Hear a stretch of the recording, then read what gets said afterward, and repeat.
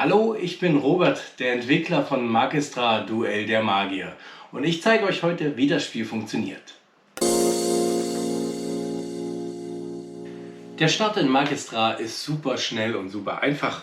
Man nimmt sich einfach eine Farbe, nimmt sich die entsprechenden Figuren dazu und dann zieht man aus seinem Stoffbeutel die Energieplättchen.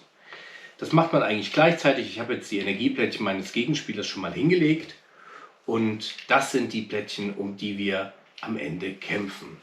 Denn bei Magistra gilt, je mehr Energieplättchen einer Sorte, also hell oder dunkel, ich am Ende habe, desto mehr Siegpunkte habe ich. Mein Gegenspieler ist jetzt mal der Startspieler und man erobert die Energieplättchen, indem man Zaubersprüche einsetzt. Hier in dem Fall sind das Figuren.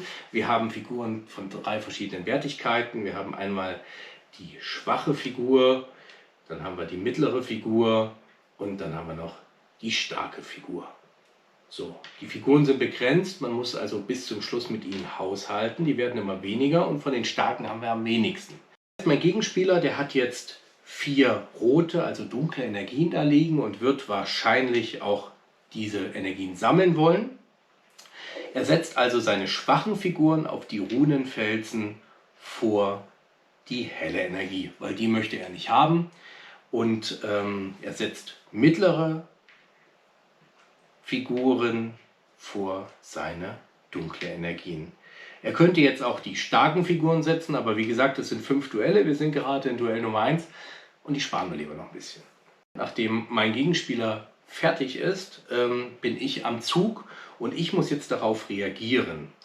Ich habe 4 helle Energien da liegen, das heißt, ich würde jetzt also Richtung helle Energie wollen und muss jetzt eine Figur setzen, die aber nicht identisch sein darf mit der Figur des Gegners. Das heißt, ich muss immer eine höhere oder eine niedrigere Figur setzen, als der Gegner gesetzt hat. Ich möchte also diese helle Energie, der Gegner hat eine schwache Figur gesetzt, ich setze also eine mittlere und habe die erobert.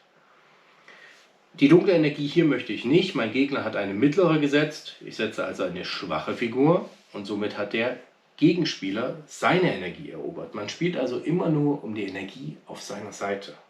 Außerdem möchte ich auch diese Energie hier nicht haben, was ebenfalls eine dunkle ist, und somit gewinnt der Gegner mit seiner mittleren. Diese hier möchte ich, der Gegner hat nur eine schwache Figur gesetzt, ich setze also eine mittlere und erobere das.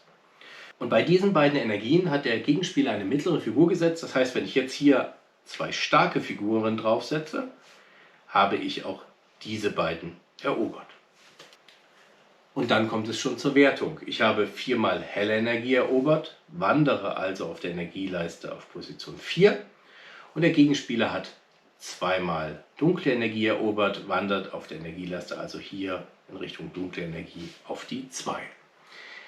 Die nächste Wertung ist die Duellwertung. Derjenige, der mehr Energieplättchen in einer Runde erobert hat als der Gegner, bekommt 5 zusätzliche Siegpunkte für ein gewonnenes Duell und die legt er sich hier in die Ablage. Auf diese Weise wandern wir im Laufe des Spiels immer weiter auf der Energieleiste nach oben oder, wenn es schlecht läuft, auch wieder nach unten und versuchen, Duell um Duell zu gewinnen. Sollte ein Duell mal unentschieden ausgehen, dann wird das Duellplättchen einfach beiseite gelegt, dann hat keiner diese 5 Extrapunkte für das Duell gewonnen. Am Ende des Duells werden die Plättchen und Figuren einfach abgeräumt, sie werden für den Rest des Spiels nicht mehr benötigt und wir wappnen uns für Duell Nummer 2, in dem jetzt der andere Spieler der Startspieler ist. Der Startspieler wechselt von Duell zu Duell.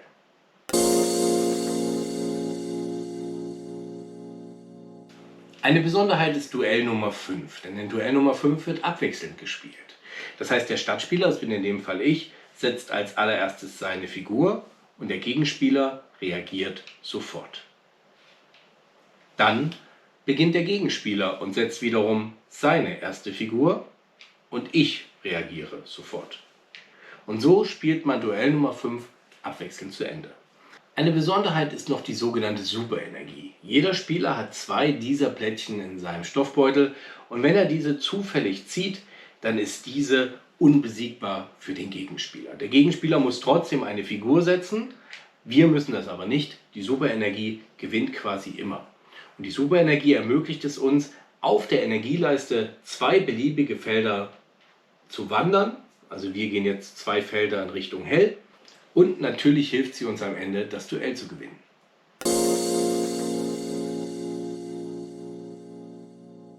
Wenn ihr die ersten Runden Magistra auf diese Weise gespielt habt und mit der Spielmechanik vertraut seid, dann empfehle ich euch, die Erweiterung dazu zu nehmen. Da haben wir natürlich zum einen die Magier. Jeder Magier hat eine Spezialfähigkeit. Baha zum Beispiel kann jedes Mal 2 Felder auf der Energieleiste wandern, wenn es im Duell unentschieden steht, also 3:3. Wotan dagegen kann zweimal im Spiel eine beliebige Figur um 1 stärker machen. Das heißt, er kann aus einer mittleren Figur, wenn wir hier das Plättchen drauflegen, eine starke Figur machen. Eine weitere Erweiterung, die dem Spiel bereits beiliegt, sind die Duellkarten. Davon wird in jedem Duell eine umgedreht und sie setzt quasi die bestehenden Regeln etwas außer Kraft. Der Klassenunterschied zum Beispiel sorgt dafür, dass der Sieger des Duells am Ende 5 Siegpunkte extra bekommt. Hier lohnt es sich also, komplett auf Attack zu gehen und das Duell an sich zu reißen. Bei der Energieexplosion kann man eine helle oder dunkle Energie, die ausliegt, in eine Superenergie verwandeln. Und auf diese Weise ist jedes Duell individuell und es passiert immer etwas, womit ihr am Anfang nicht rechnet. Und damit sind wir auch schon am Ende meines kleinen Erklärvideos zu Magistra angekommen. Ich hoffe, ich konnte euch zeigen, wie unkompliziert, flott und kurzweilig dieses Spiel sein kann. Trotzdem ist es immer strategisch, denn man muss bis zum Schluss mit seinen Figuren haushalten und muss sich auch ein bisschen in den Kopf des Gegners hineindenken, was macht er, wenn ich die und die Figur setze. Durch die verschiedenen Spielvarianten ist es auch immer wieder anders und ich hoffe, ihr habt viel Spaß damit.